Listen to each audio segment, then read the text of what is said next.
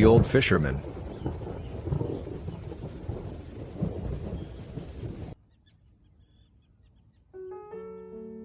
Our house was directly across the street from the entrance of a popular hospital in the city. We lived downstairs and rented the upstairs rooms to outpatients at the clinic. One summer evening as I was fixing supper, there was a knock at the door.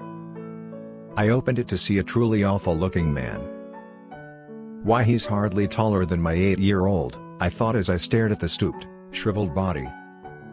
But the appalling thing was his face, lopsided from swelling, red, and raw. Yet his voice was pleasant as he said, "Good evening. I've come to see if you have a room for just one night.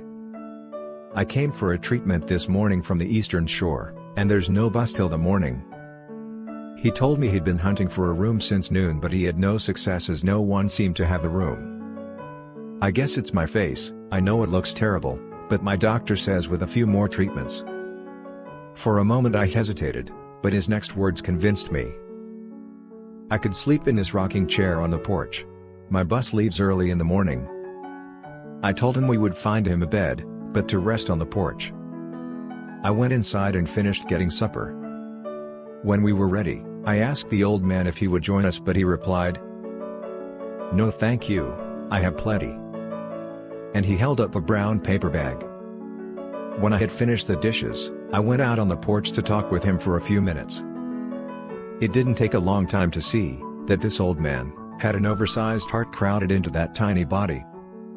He told me he fished for a living to support his daughter, his 5 children, and his wife, who was hopelessly crippled from a back injury. He didn't tell it by way of complaint. In fact, every other sentence was prefaced with thanks to God for a blessing. He was grateful that no pain accompanied his disease, which was apparently a form of skin cancer. He thanked God for giving him the strength to keep going. At bedtime, we put a camp cot in the children's room for him. When I got up in the morning, the bed linens were neatly folded, and the little man was out on the porch. He refused breakfast, but just before he left for his bus, haltingly, as if asking a great favor, he said, "Could I please come back and stay the next time I have a treatment? I won't put you out a bit. I can sleep fine in a chair." He paused a moment and then added, "Your children made me feel at home. Grown-ups are bothered by my face, but children don't seem to mind." I told him he was welcome to come again.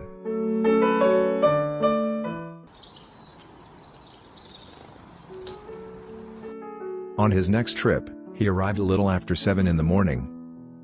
As a gift, he brought a big fish and a quart of the largest oysters I had ever seen.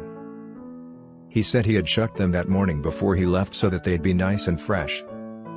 I knew his bus left at 4 a.m. and I wondered what time he had to get up in order to do this for us. In the years he came to stay overnight with us, and there was never a time that he did not bring us fish or oysters or vegetables from his garden. Other times we received packages in the mail, always by special delivery. Fish and oysters packed in a box of fresh young spinach or kale, every leaf carefully washed. Knowing that he must walk 3 miles to mail these, and knowing how little money he had made the gifts more precious. When I received these little remembrances, I often thought of a comment our next-door neighbor made after he left that first morning. "Did you keep that awful-looking man last night?" I turned him away. You can lose rumors by putting up such people. Maybe we did lose rumors once or twice. But oh, if only they could have known him, perhaps their sickness would have been easier to bear. I know our family always will be grateful to have known him. From him, we learned what it was to accept the bad without complaint and the good with gratitude. Recently I was visiting a friend who has a greenhouse. As she showed me her flowers, we came to the most beautiful one of all, a golden chrysanthemum, bursting with blooms. But to my great surprise, it was growing in an old dented, rusty bucket. I thought to myself, if this were my plant, I'd put it in the loveliest container I had. My friend changed my mind. "I ran short of pots," she explained, "and knowing how beautiful this one would be, I thought it wouldn't mind starting out in this old pail. It's just for a little while, till I can put it out in the garden." She must have wondered why I laughed so delightedly, but I was imagining just such a scene in heaven. Here's an especially beautiful one. God might have said when he came to the soul of the sweet old fisherman. He won't mind starting in a small body. If only our eyes saw souls instead of bodies, how different our ideals of beauty would be.